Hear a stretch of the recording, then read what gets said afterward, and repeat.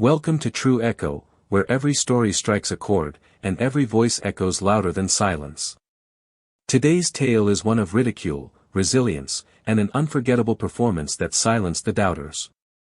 It's about a girl they mocked for dreaming too big, until her dance lit up the stage and left everyone stunned. They laughed at her dance moves, but the judges gave her a standing ovation. The first time people laughed at Nora Blake, she was 6 years old, barefoot in the hallway of her apartment building, dancing to a song only she could hear. Her neighbors chuckled as they passed by, mistaking her grace for goofiness, her rhythm for randomness. But Nora didn't stop. She never did. By the time she was 13, Nora knew the sound of laughter better than applause. Her high school was one of those tight-laced suburban academies that prided itself on academics and legacy names, not street dance or self-taught artistry. Nora's body moved like it was born to defy gravity, but to everyone else, she was just that weird girl doing TikTok moves at lunch. She didn't have the money for formal classes, and her worn-out sneakers were a sharp contrast to the polished ballet shoes of the academy's elite dance team. Still, she danced. In stairwells. In empty classrooms. In her cramped bedroom. Her mother, Alicia, worked 2 jobs and barely made enough to cover rent. One day, "Baby," she'd say with tired eyes, "they'll see what I see." But even Alicia couldn't hide the worry when Nora came home one evening and declared she was signing up for the school's annual talent show. "You know what those girls are like," Alicia cautioned. "You know they'll." "I'm not doing it for them," Nora said softly. "I'm doing it for me." The next few weeks turned into a secret battle. Nora stayed up late, perfecting a routine she choreographed entirely herself, part contemporary, part hip-hop, with a soulful touch of storytelling. She chose a track by an underground artist who, like her, had risen from obscurity with nothing but talent and grit. The moves were raw, emotional, explosive. Every beat told a piece of her journey. But when the sign-up sheet hit the auditorium doors, she saw it: Nora Blake, dance solo, scrawled between acts like Emily and Paige, violin duet, and Chloe Hartwell, contemporary ballet. The whispers started before she even left the hallway. "She's doing what, dancing? In front of people? Can't wait to see that train wreck." Nora heard it all. But she also heard her music. In her mind, the rhythm never stopped. As the day of the talent show drew closer, Nora faced an onslaught of mockery cloaked in passive-aggressive concern. "Are you sure you want to do this?" one of the girls from the dance team asked with a tight-lipped smile. "It's just, not everyone is meant to perform, you know." But it wasn't just the students. Even one of her teachers, Mr. Farrow, gave her a look after rehearsal that said everything his words didn't. The auditorium buzzed with anticipation the night of the show. Parents filled the seats, iPhones ready. The stage, gleaming under bright lights, looked nothing like the concrete stairwell where Nora usually rehearsed. Backstage, the dance team in their sequined costumes smirked as Nora warmed up, alone, in a hoodie and joggers. She waited in the wings, hands trembling, sweat beading on her forehead. "They're going to laugh," she thought. "They always do." The host called her name. The room stilled. Nora stepped into the spotlight. The opening chords of her track rang out, moody, haunting, pulsing with raw emotion. She didn't move at first. Just stood there, eyes closed, as if absorbing the sound into her soul. Then the beat dropped, and Nora unleashed everything. Her arms cut the air with sharp grace, her feet stomped the stage with primal urgency. She rolled, spun, contorted, leaped. Her body told a story no one had heard before, of rejection, pain, resilience, and defiant joy. It wasn't polished. It wasn't classical. It wasn't what they expected. And yes, some laughed. At first. A nervous chuckle rippled through the crowd. But then something changed. The laughter faded. A hush fell. Then, applause. Not polite claps. Not parent-mandated encouragement. Real applause. The kind that builds. The kind that sweeps the room. The kind that breaks walls. Nora didn't realize when the applause started. She was still in her final pose, chest heaving, hair clinging to her sweat-slicked face, eyes wide with something between terror and adrenaline. But then she noticed, the judges were on their feet. One clapped with both hands above his head, another whispered something to the coordinator before writing furiously on her scoring sheet. It wasn't until the roar of the crowd began to swell that she understood. They weren't mocking her. They were cheering her. For the first time in her life, she wasn't being laughed at, she was being seen. As Nora walked off stage, stunned, she passed the elite dance team huddled in disbelief. One of them, Chloe, gaped like she'd seen a ghost. Another muttered, "What the hell just happened?" But Nora didn't stop to gloat. She didn't need to. Their silence was louder than any insult. Backstage, Alicia stood just off to the side, tears in her eyes and her hands covering her mouth. "You did it, baby," she whispered, pulling Nora into a hug. "You really did it." The judges conferred for a long time that night, delaying the show's final announcements. No one had expected Nora, least of all the panel, who had been briefed on the likely finalists well before the show began. But they couldn't ignore her performance. It was unlike anything they'd seen from a student. When the host finally returned to the mic to announce the winner, the room seemed to collectively hold its breath. "And first place goes to," he paused dramatically, milking the tension, "Nora Blake." The auditorium erupted. Even those who had mocked her earlier now stood and clapped, swept up by the moment. Her classmates shouted her name. Someone from the back whistled. Even Chloe clapped, albeit stiffly. But for Nora, it wasn't about the trophy she was handed, or the stunned looks on the faces of her critics.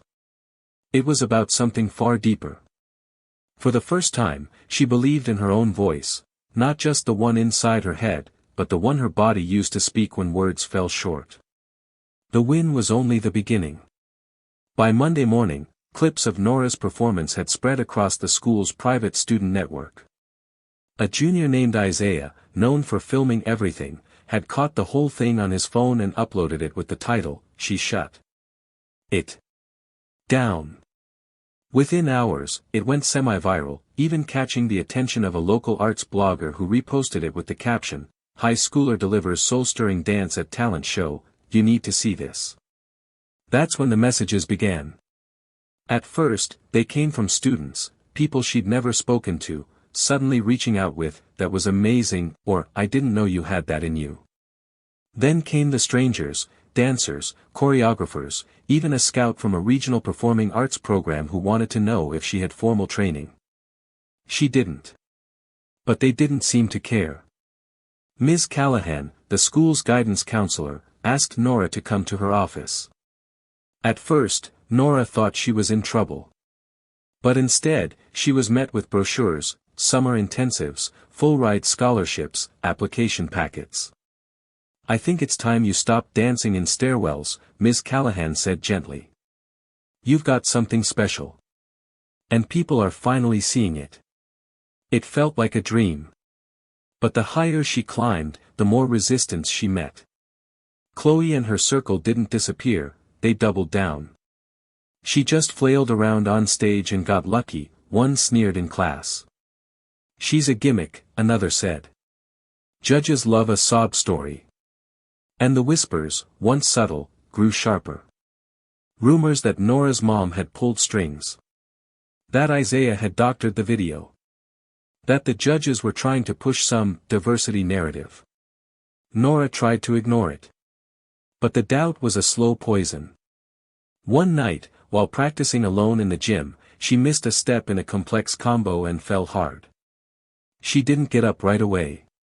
Instead, she sat on the cold floor, tears stinging her eyes, wondering if they were right.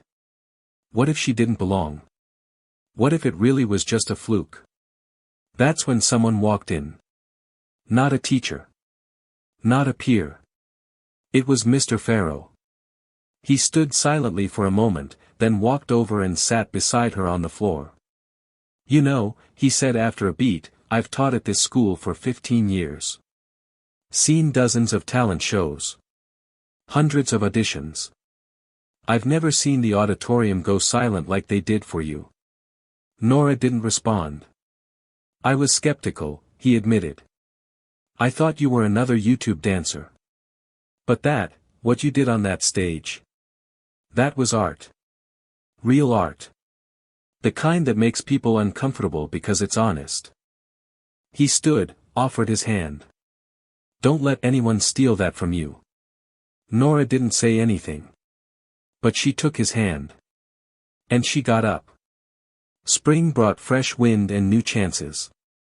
By then, Nora had already submitted her audition video to the Regional Arts Program, one of the most competitive in the state.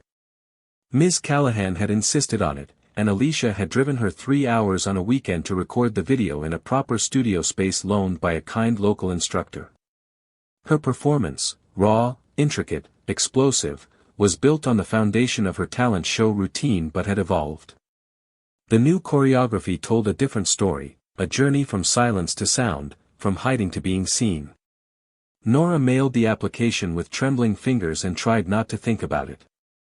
In the meantime, her school buzzed with an upcoming event, the Spring Showcase, a yearly celebration where the best student artists, musicians, and dancers performed for an audience that included parents, alumni, and local talent scouts. This year, for the first time, Nora had been invited. But not everyone welcomed her return to the stage. The dance team, once confident in their dominance, now watched her with wary eyes. Their coach, Ms. Renard, had refused to acknowledge Nora's talent publicly. In private, she warned her team to stay focused and not let distractions steal the spotlight. To her, Nora wasn't a student to nurture, she was a threat to contain.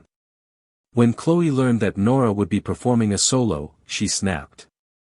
"She doesn't even belong to our department," Chloe hissed during rehearsal.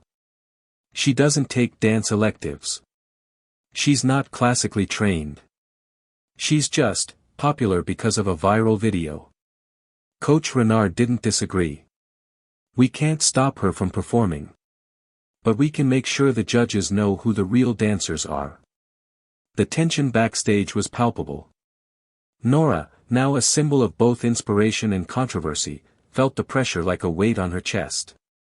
She stayed out of the team's way, practicing quietly in corners, showing up early and staying late.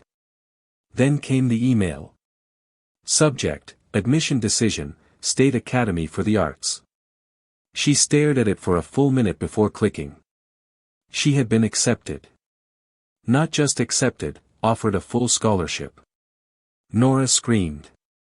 Alicia, at work, nearly dropped her phone when Nora called. Ms. Callahan wept in her office. Isaiah fist bumped her in the hallway and posted a celebratory dance on his story. The news traveled fast, and so did the backlash. Rumors flew, she got in through pity. The program was lowering standards. One anonymous comment on the school's forum read, "Affirmative action strikes again." But Nora didn't respond. She let the Spring Showcase do the talking. The night of the showcase, the auditorium was packed. Alumni, donors, and visiting scouts filled the rows. It was more than a school event, it was a spotlight, a stage with real consequences. The dance team performed first, gliding through a technically perfect, albeit emotionless, number. Their timing was flawless, their outfits gleamed, but the audience clapped with polite admiration, no more. Then the lights dimmed. A single spotlight hit center stage. Nora stepped into it. Gone were her hoodie and joggers. Tonight, she wore a simple black leotard and loose pants that flowed like water. No glitter. No sequins. Just her. The music began, an aching cello and soft bass, swelling into a storm. She danced. It wasn't just movement. It was testimony.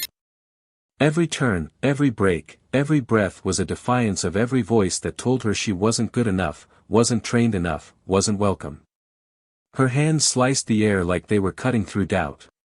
Her body bent and rose, told stories of being overlooked, of fighting in silence, of rising in a world built to keep her down. By the time the music ended, the auditorium was still. Then a murmur. Then thunderous applause. Then, again, judges stood. Not just for politeness. In awe. Even Chloe's jaw was clenched. Coach Renard didn't clap at all. But others did. Loudly. And this time, when Nora walked off stage, she didn't look down. She held her head high. She knew she belonged. The days following the showcase were a whirlwind. Nora's name buzzed through the hallways with new intensity, not as gossip fodder, but as something closer to reverence. Students she didn't even know began approaching her with admiration in their eyes. Some just smiled, others whispered, "That was beautiful," or "You changed something in there." But not everyone was cheering. Coach Renard lobbied the administration to impose new rules around performance eligibility. "We can't have students with no formal training representing our school in official showcases," she argued. It was a thinly veiled attack, and everyone knew who it targeted. It backfired. The head of the arts department overruled her, citing Nora's performance as a defining moment for the school's creative future. "We should be celebrating this," he said during a staff meeting. "Not gatekeeping it." Meanwhile, the video from the showcase, again courtesy of Isaiah, went viral beyond their school network. This time, it caught fire on Instagram, TikTok, and YouTube. A famous contemporary dancer reposted it, calling it a raw, unfiltered masterpiece. Another influencer said, "If you've ever felt like an outsider, watch this girl dance." Then came the invitation that changed everything. A producer from the Global Youth Stage, a televised international competition, reached out through Nora's school. They wanted her to audition. Not just for a segment. For the final 10 contestants. The invitation came with paid travel, a stylist, choreographers, and media coaching. Nora couldn't believe it. She hadn't even graduated high school yet. She brought the letter home to Alicia, who read it 3 times before speaking. "I always knew," she whispered, voice trembling. "I always knew they'd see what I see." The taping would take place in New York over the summer. It was a dream, but dreams, even beautiful ones, come with shadows. Chloe and a few others, emboldened by Coach Renard's bitterness, upped their campaign. Online comments. Anonymous DMs, petty accusations. They called her fake. Said her sob story was manufactured. Claimed she was being used by producers for diversity points. But Nora had changed. She no longer folded beneath the weight of ridicule. She used it. Her audition routine for the Global Youth Stage was the most personal yet. It opened with a haunting silence, just her on stage, surrounded by faint recordings of mocking laughter, real and raw. She let it build until it echoed through the theater. Then, when the music hit, she broke through it. She stomped, sliced, soared, until the laughter was drowned out by rhythm. At the end of the routine, she stood still. The theater, once again, went silent. And then the judges, seasoned professionals, celebrities, critics, stood. Slowly. Like they didn't want to break the spell she had cast. "You just punched through the ceiling," one of them said. "That wasn't just dance. That was survival. And art." The show aired 2 months later. Nora's segment became a highlight of the season. The internet devoured her story. She wasn't just a contestant. She was the underdog. The fighter. The symbol. People wrote essays about her. Young dancers in underserved communities posted tribute videos mimicking her moves. She was invited to perform at benefit concerts, arts galas, and even a TEDx event, where she spoke for the first time publicly about being laughed at, doubted, and finally, believed in. But through it all, she never stopped dancing. Not for the fame. Not for the applause. but because it was hers. Her voice. Her truth. The night of the Global Youth Stage Finals arrived like a thunderclap. The lights of New York shimmered through Nora's hotel window as she stared at her reflection in the dressing room mirror. Her hair was pinned back with soft braids, her outfit minimalist, black pants, a simple gray top, barefoot. No flash. No glitter. Just her, the stage, and the story she came to finish. As the crew bustled behind her, a quiet knock came at the door. It was her mother. Alicia stepped inside, dressed in a thrifted blazer and heels she hadn't worn in years. Her eyes misted the moment she saw her daughter standing tall. "You look like everything I prayed for," she whispered. Nora smiled and hugged her, tighter than words could hold. "This is for both of us." Out in the arena, millions would be watching, some live, some streaming, some waiting for the social media clips to drop within minutes. The judges were giants in the arts world. The other contestants were prodigies, conservatory dancers, child actors, viral influencers. But when Nora's name was called, something shifted in the room. It was quiet. Anticipatory. The music began, slow, melancholic piano notes layered over heartbeat-like drums. It wasn't just a dance. It was a reckoning. Her movement carried weight, echoes of every laugh she endured, every silent night she practiced alone, every moment someone told her, "You can't." She spun, fell, crawled, and soared. She became every girl who had ever been dismissed. Every artist who was ever told, "You're not one of us." Her body trembled not with fear, but with fury and power and purpose. She ended the routine in the center of the stage, kneeling, head bowed. The music faded. Silence. Then, thunder. The crowd rose to their feet. Not in confusion. Not in politeness. In reverence. Even the judges struggled to speak at first. One leaned forward into the mic and simply said, "Thank you. Thank you for that." The host took the stage after, her voice barely audible over the cheers. That was not just a performance. That was a movement. When the final votes were tallied, Nora didn't win first place. She won something better. The judges announced a surprise scholarship from a top international dance school, fully funded, designed for voices that change the stage. They called it the Blake Scholarship. Named after her. Alicia wept openly. Nora blinked, overwhelmed. "You didn't lose," the host told her backstage. "You redefined the win."